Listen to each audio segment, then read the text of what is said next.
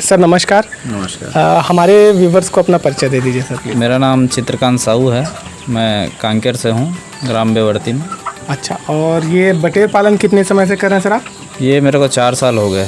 अच्छा, 4 साल से। बताइए कि कोई आदमी बटेर पालन क्यों करे? बटेर पालन में ऐसी क्या विशेषता है?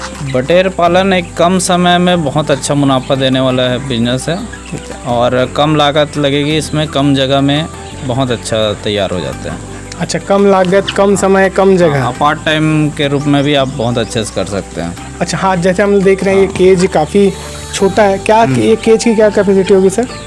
इस केज में लगभग 400 एक में आ जाते हैं, 1200 एक केज। अच्छा, तो ये छोटा सा केज में भी 1200 आ सकते हैं? 1200 आ सकते हैं। अच्छा, तो ये सचमुच में काफ़ी कम जगह लगती है। बाप रे, 1200 यानी इतनी छोटी जगह में मुर्गी पालन में तो संभव ही नहीं है, सोचा ही नहीं जा सकता। जी, मेरे को एक बात बताइए सर, जैसे आपने एक केज बनाया है, केज सिस्टम बड़ा अच्छा लगा मेरे को, लेवल से है इसमें, आप बहुत आसानी से फिल्टर कर सकते हैं, नर अलग मादा अलग करने के लिए, हर चीज़ के लिए बहुत आसानी हो जाती है इसमें। आप पूरा लास्ट तक के हाथ पहुंच जाता है। अच्छा, देख रेख में तो जैसे हमको ये शेड बनवाना हो इस तरह का, जी। तो क्या बात का ध्यान रखें अपन, ये थोड़ा सा बताएंगे सर प्लीज़। इस पे ज़्यादा दूरी ना हो, आपका हाथ पूरा लास्ट तक पहुंच जाए, है ना, और जहां तक आपका नज़र जा रहा है वहां तक आपका हाथ भी जाना चाहिए इस पे। अच्छा, है ना, और एक हाइट जो आती है जिसमें आपका ड्रिंकर फीडर में आपका हाथ पूरे पहुंच जाए, किसी तरह का तकलीफ ना हो, इस चीज़ का विशेष ध्यान रखें। अच्छा, और ये जाली वगैरह का ये अपने को? हाँ, जाली तो क्या है, छोटी साइज़ की जाली रहे जिससे कि पार मत हो जाए और चूहा वगैरह भी इनको डिस्टर्ब ना करे, बस यही सावधानी जरूरी है। अच्छा, बाकी कोई ऐसा विशेष वैज्ञानिक तौर पे बनाने की आवश्यकता नहीं है, ऐसा कोई आवश्यकता नहीं। वैरायटी की कर रहे हैं आप सर? ये केरी पर्ल है, केरी उत्तम, केरी श्वेता और केरी ब्राउन। अच्छा, यानी चारों ही अपने प्रकार से एक उत्तम वैरायटी मानी जाती है। अच्छा सर, मेरे को एक बात बताइए, जैसे कि हम ये प्रोफेशनल बटेर पालन कर रहे हैं, तो इसमें फीड भी आवश्यकता होती है। हाँ, तो फीड हम कैसे क्या खिला सकते हैं? क्या घर का बनाया या अपने ऑर्डर से बनवा के खिला सकते हैं? घर का बनाया हुआ आप खिला सकते हैं। इसमें मक्का जो मेन रहता है बेसिस, और उसके हिसाब से आप तैयार कर सकते हैं। अच्छा, नहीं जैसे मार्केट में भी फीड मिलता है, कई लोग पोल्ट्री का फीड भी खिलाते हैं। पोल्ट्री का फीड भी खिला सकते हैं। अच्छा, लेकिन वो कोई अनिवार्य बात नहीं है, आप अपने हिसाब से तैयार कर सकते हैं। अच्छा, यानी कि अब एक प्रकार से ये भी लागत की कटौती होगी, आप अगर खुद बना सकें तो खुद बना लीजिए। सर, जैसे बटेर पालन कोई करना चाहता है तो क्या किसी प्रकार का लाइसेंस वगैरह की ज़रूरत रहती है क्या? नहीं, लाइसेंस का ज़रूरत नहीं है। इंडिया में अभी ये जापानी बटेर है जी, जो कि पालन के लिए है, विशेष तौर पर कृषकों के पालन के लिए, आय में वृद्धि के लिए इसको डेवलप किया गया है।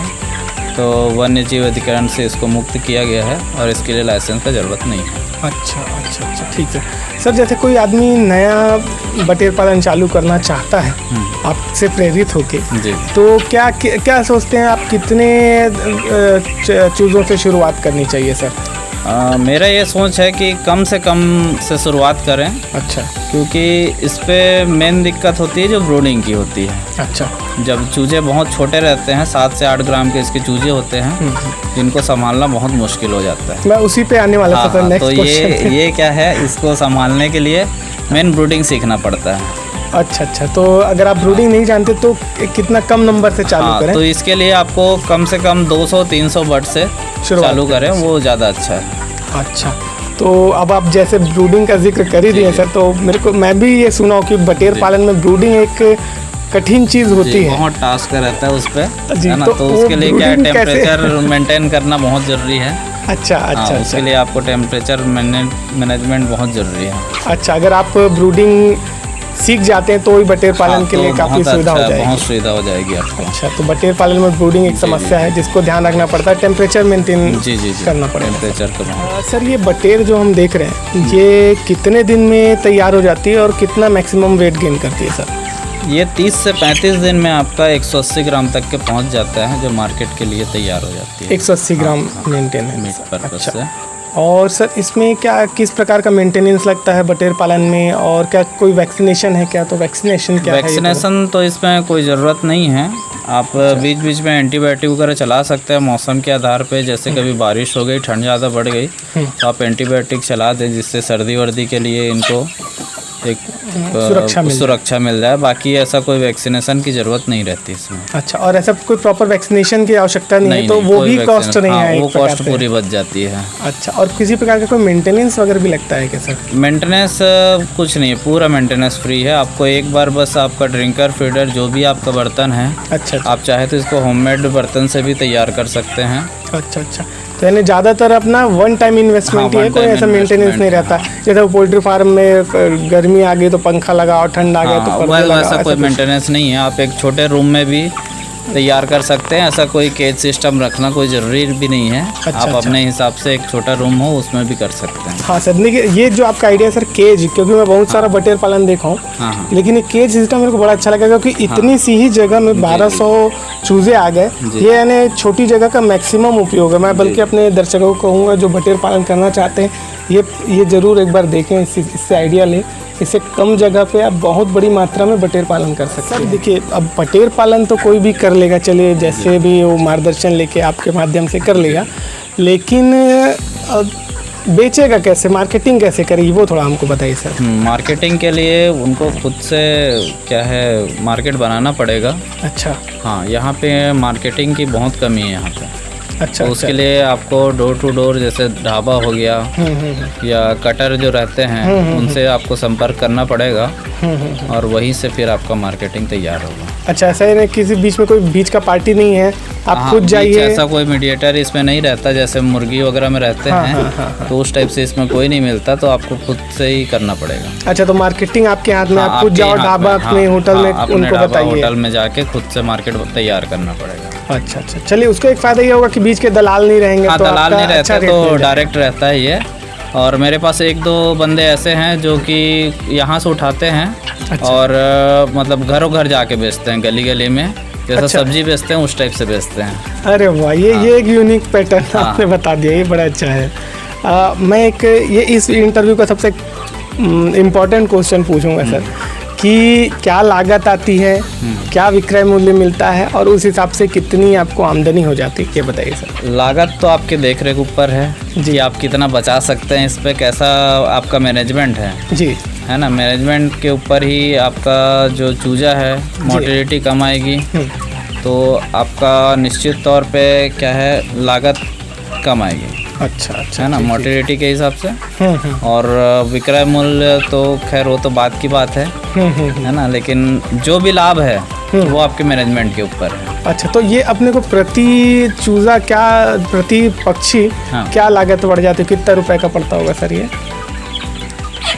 पर बर्ड अपन एक मोटा मोटी के हिसाब से चले तो 35 से 40 रुपए में तैयार हो जाता है। 35 से 40 रुपए में। और अपन इसको थोक में क्या रेट में देते हैं? चिल्लर में तो ज़्यादा ही होगा। हाँ, थोक के हिसाब से अभी थोक में 50 रुपए का रेट है अभी। अच्छा, तो 15 रुपए एवरेज एक बर्ड के पीछे थोक में आपको आराम से 12 से 15 रुपए आराम से लेकर चलो। और जैसे कि ये 10 का भी एक एवरेज मानते हैं तो भी कोई घाटा नहीं है इसमें। हाँ, अगर देखिए, अगर 10 रुपए भी मानता हूँ मैं थोक के हिसाब से, तो इस केज में 1200 चूजे हैं, तो ये केज ही 12,000 रुपए का ये मान के चलिए, पूरा मुनाफा अगर काट के।